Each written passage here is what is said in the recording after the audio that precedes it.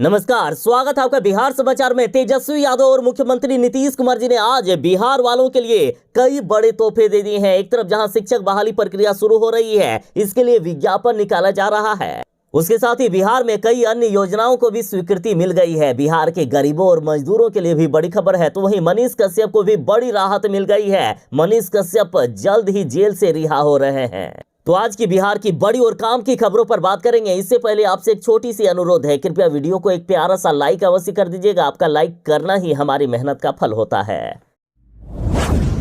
बिहार के शिक्षक अभ्यर्थियों के लिए सबसे बड़ी खुशी का दिन आ गया है। शिक्षक भर्ती प्रक्रिया शुरू हो रही है। बिहार में 7वें चरण की शिक्षक बहाली के लिए अब नोटिफिकेशन जारी किया जा रहा है। बिहार में 7वें चरण की शिक्षक बहाली प्रक्रिया शुरू करने के लिए कैबिनेट में मुहर लग गई है। शिक्षक अभ्यर्थी इस घड़ी का सालों से इंतजार कर रहे थे। उनके इंतजार की घड़ियां खत्म हो गई। नए नियम के तहत अब शिक्षक बहाली के लिए आयोग परीक्षा लेगा। और इससे भी बड़ी खबर यह है कि पहले से भी जो शिक्षक काम कर रहे हैं वे चाहते हैं कि मैं भी एक सरकारी अस्थायी शिक्षक बनूं, तो वे भी परीक्षा दे सकते हैं। और जो भी शिक्षक की नई नियुक्ति होगी वह सभी सरकारी कर्मचारी के रूप में जाने जाएंगे। बिहार में 3 लाख शिक्षकों की जरूरत है। 3 लाख से भी ज्यादा शिक्षकों की बहाली हो रही है। और नियुक्ति के लिए न्यूनतम आयु 21 वर्ष निर्धारित की गई है। और नियोजित शिक्षक बराबर यही मांग कर रहे थे कि हमें भी सरकारी शिक्षक बना दिया जाए। तो देखिए, नियोजित शिक्षकों को सरकारी शिक्षक बनने के लिए भी उन्हें परीक्षा देनी होगी। और जो बिहार के अस्थायी निवासी होंगे उन्हें ही सरकारी शिक्षक बनाया जाएगा। जिन नियोजित शिक्षकों में काबिलियत होगी, जो शिक्षक भर्ती परीक्षा पास कर पाएंगे, वही सरकारी शिक्षक बनेंगे। और जो नियोजित शिक्षक अभी भी स्कूल में नौटंकी करते हैं, उनकी तो टाँटा ठीस मानो। सरकार बच्चों के भविष्य के साथ खिलवाड़ नहीं कर सकती है, इसलिए नियोजित शिक्षकों से भी परीक्षा लेने का फैसला लिया गया है। ईद को लेकर बिहार के सरकारी कर्मचारियों के चाहे किसी भी विभाग में हो, 20 अप्रैल तक उनको वेतन दे दिया जाएगा। इसकी तैयारी कर रही है सरकार। ईद आ रहा है और ईद के मौके पर यदि सरकारी कर्मचारियों को सैलरी नहीं मिलेगी तो उनकी ईद ठीक से नहीं मन पाएगी। बिहार सरकार भी इस बात को अच्छी तरीके से समझती है, इसलिए बिहार में कर्मचारियों को ईद के पहले महीने की सैलरी उनके अकाउंट में क्रेडिट कर दी जाएगी। वित्त विभाग ने इसके लिए तैयारी भी शुरू कर दी है। त्योहारों की खुशियों में अब पैसा बाधा नहीं बनेगा। सरकार महीने पूरे होने से पहले ही खाते में पूरी सैलरी डाल देगी। और ईद की बात करें तो ईद 21 या 22 अप्रैल को मनाई जा सकती है। चांद दिखने पर 21 अप्रैल को ईद मनाई जाएगी और चांद नहीं दिखने पर 22 अप्रैल को ईद मनाई जाएगी। और बिहार सरकार चाह रही है कि 20 अप्रैल से पहले ही सभी को वेतन भुगतान कर दिया जाए। बिहार सरकार 7वें चरण की शिक्षक बहाली प्रक्रिया को लेकर शिक्षक नियोजन नियमावली पर कैबिनेट में मोहर लगा ही नहीं रही थी, लेकिन अब जब कैबिनेट में मोहर लग गई है तो अब नए नियम के तहत शिक्षकों की बहाली होगी, जिससे शिक्षक अभ्यर्थी नाराज हो गए हैं। खास करके नियोजित शिक्षक जो ये चाहते थे कि हम बिना किसी मेहनत के आराम से अब सरकारी शिक्षक बन जाए, लेकिन सरकार चाहती है कि जो नियोजित शिक्षक अभी विद्यालय में कार्य कर रहे हैं, यदि उनमें काबिलियत है बच्चों की पढ़ाने की, तभी उन्हें सरकारी शिक्षक बनाया जाएगा। बिहार की जनता के टैक्स के पैसे को ऐसे एरे गेरे पर बर्बाद नहीं किया जाएगा। सरकार ने नियोजित शिक्षकों को मौका दिया है कि परीक्षा पास करो और बन जाओ सरकारी शिक्षक। लेकिन नियोजित शिक्षक चाह रहे हैं कि भले ही हमारी डायरेक्ट बहाली क्यों नहीं हुई हो, लेकिन हम कोई भी परीक्षा नहीं देंगे, हमें सीधा बनाया जाए सरकारी शिक्षक। तो ऐसा कभी हो सकता है क्या? अब बिहार में चाहे शिक्षक अभ्यर्थी हो या फिर एसटीईटी उत्तीर्ण शिक्षक, दोनों डिमांड कर रहे हैं कि वह दोबारा से कोई भी प्रतियोगिता परीक्षा नहीं देंगे और नियमावली में इसको लेकर बदलाव किया जाए, नहीं तो आने वाले दिनों में सरकार से आर पार की लड़ाई होगी। पूरे बिहार में हम शिक्षा व्यवस्था को ठप कर देंगे। जो टीईटी पास शिक्षक हैं उनका कहना है कि वह जल्द से जल्द इस नियमावली के प्रति सभी जिलों में और सभी प्रखंड स्तर पर अभियान चलाएंगे और इस नियोजन नियमावली का विरोध करेंगे।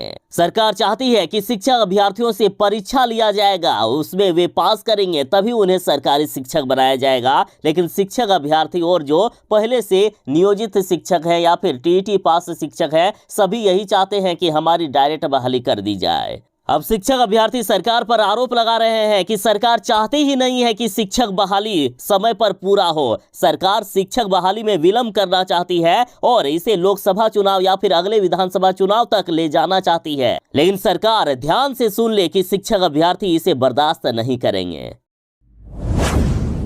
मनीष कश्यप को जमानत मिल सकती है, सुप्रीम कोर्ट से बड़ी खबर सामने आ रही है। बीते दिन मनीष कश्यप की केस की सुनवाई नहीं हो सकी थी, लेकिन आज मनीष कश्यप की केस की सुनवाई हो रही है। मनीष कश्यप के खिलाफ तमिलनाडु और बिहार 2 राज्यों में केस दर्ज है और इसी को लेकर इन्होंने सुप्रीम कोर्ट में याचिका दायर की थी कि दोनों मामलों को एक साथ कर दिया जाए। मनीष कश्यप पर अभी एनएसए लागू कर दिया गया है। एनएसए इतना सख्त और खतरनाक कानून है जिसे सुनकर बड़े बड़े माफिया लोग भी कांपने लगते हैं। मनीष कश्यप के वकील का कहना है कि एक पत्रकार पर एनएसए लागू कर देना बिल्कुल ही गलत है। वो आज तक बिहार के इतिहास में नहीं हुआ था जो इस बार हो गया। आज लोकतंत्र के चौथे स्तंभ को ढाहने की कोशिश हो रही है। बिहार के और देश के नेता लोग गलत काम करें जिसे मीडिया सवाल ना उठाए, इसी की कोशिश हो रही है। साथ ही बता दें कि एनएसए इतना सख्त कानून है कि इसके तहत पुलिस चाहे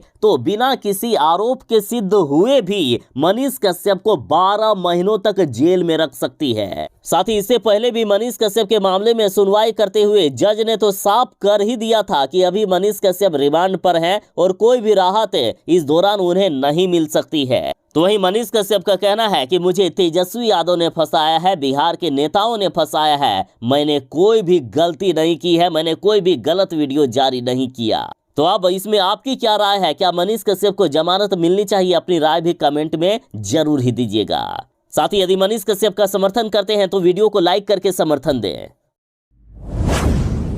बिहार के शिक्षा मंत्री जी ने ऐलान किया है कि बिहार में 7वें चरण की शिक्षक बहाली के तहत 3 लाख से भी ज्यादा शिक्षकों की बहाली हम कर रहे हैं और आकर्षक वेतनमान, आकर्षक सैलरी अब होगी शिक्षकों की बहाली। बिहार के शिक्षा मंत्री जी ने बड़ा बयान दिया है। बिहार कैबिनेट में शिक्षक नियमावली 2023 को मंजूरी मिल गई है और इसको लेकर शिक्षा मंत्री जी ने कहा कि सभी शिक्षकों को राज्यकर्मी का दर्जा दिया जाएगा, उन्हें आकर्षक वेतनमान मिलेगा, कोई भी दिक्कत नहीं होगी। साथ ही जो नियोजित शिक्षक हैं जो पहले से विद्यालयों में पढ़ा रहे हैं उन्हें बीपीएससी की परीक्षा देनी होगी, उसके बाद ही वे सभी सरकारी शिक्षक बन पाएंगे।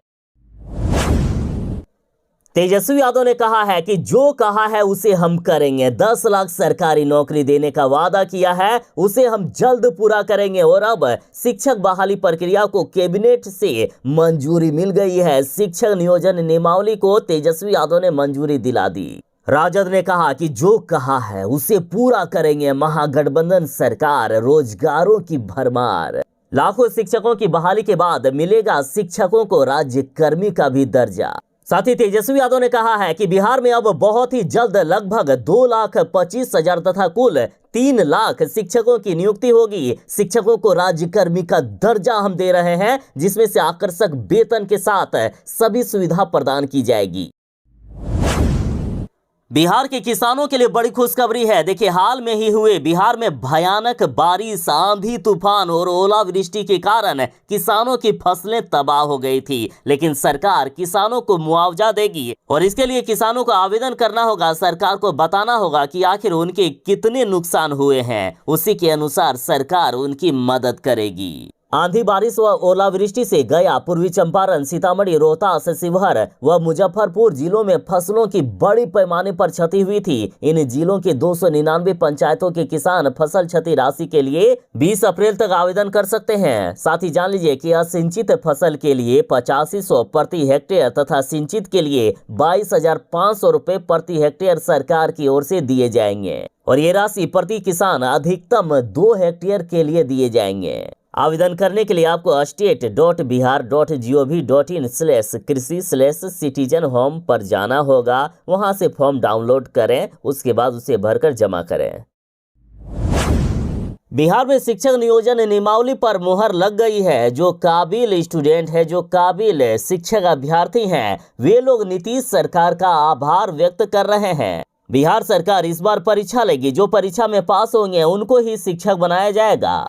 तो जिनमें काबिलियत है वे सरकार का शुक्रिया अदा कर रहे हैं कि चलो इसी बहाने तो आधे से ज्यादा अभ्यर्थी ऐसे ही छट जाएंगे। तो इधर रोहतास के रहने वाली सुप्रिया ने कहा है कि जियो जियो ये नीतीश चाचा। इन्होंने कहा कि सरकार से मेरी विनती है, आग्रह है कि जिस तरह से आपने नियमावली जारी किया है उसी तरह से विज्ञप्ति भी जल्द से जल्द जारी कर दिया जाए, क्योंकि बहुत लेट हो गया है। आपसे मेरा बार बार रिक्वेस्ट रहेगा कि विज्ञप्ति जारी करें। और इस बार भी महिला अभ्यर्थियों को 50% का आरक्षण दिया गया है। महिला अभ्यर्थियों के लिए सुनहरा मौका है, वे अभी से ही तैयारी शुरू कर दें। इस बार परीक्षा के द्वारा शिक्षकों की बहाली होगी।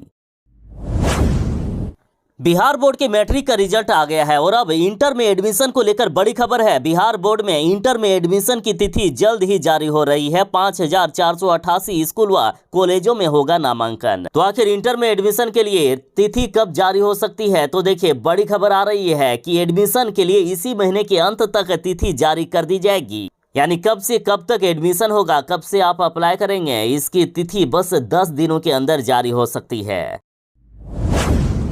सन ऑफ बिहार मनीष कश्यप को भी सुप्रीम कोर्ट से बड़ी राहत मिल सकती है। मनीष कश्यप की केस की सुनवाई हो रही है। देखिए, मनीष कश्यप की तरह ही नुपुर शर्मा पर भी कई राज्यों में मामले दर्ज हुए थे। नुपुर शर्मा पर भी राष्ट्रद्रोह का मामला सामने आया था। भले ही नुपुर शर्मा के समर्थन में बीजेपी थी, साथ ही पूरा हिंदू परिवार नुपुर शर्मा के समर्थन में आ गए थे। लेकिन बात करें सुप्रीम कोर्ट की, तो सुप्रीम कोर्ट में ये सब मामले कोई भी मायने नहीं रखते हैं। नुपुर शर्मा पर सुप्रीम कोर्ट ने बड़ा फैसला सुनाया था और इनको राहत दी थी। और अब बड़ी खबर आ रही है कि मनीष कश्यप पर भी बड़ी राहत मिल सकती है।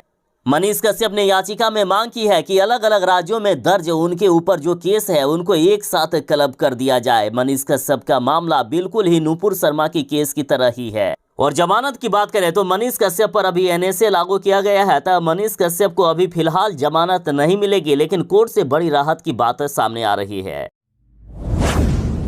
बिहार में दंगे फसाद हो रहे हैं। नालंदा और सासाराम से लगातार हिंसा की खबरें सामने आ रही है।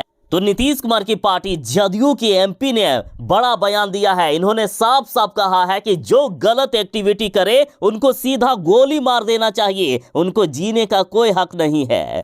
जदयू नेता का कहना है कि काहेला इन अपराधियों पर झूठ मूठ का टाइम पास करोगे, काहेला इनको गिरफ्तार करोगे और कानून का भी समय बर्बाद करोगे, सीधा इनको गोली मार देना चाहिए।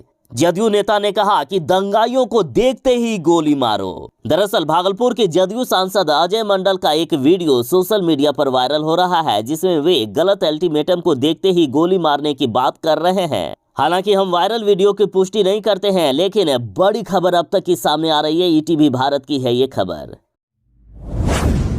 पटना में इफ्तार पार्टी हुई, जिसमें से चिराग पासवान इफ्तार पार्टी में शामिल हुए और सीधा नीतीश कुमार जी के पैर छूकर चिराग पासवान ने नीतीश कुमार जी से आशीर्वाद लिया। तो इस पर जीतनराम मांझी ने कहा है कि चिराग पासवान को बीजेपी में नहीं मिल रहा है सम्मान, आइए हम आपका महागठबंधन में स्वागत करते हैं। जीतनराम मांझी ने चिराग पासवान को खुला ऑफर दिया है कि चिराग पासवान जी आ जाइए आप हमारे साथ, आपका यहाँ पुरजोर स्वागत किया जाएगा, आपका स्वागत है महागठबंधन में।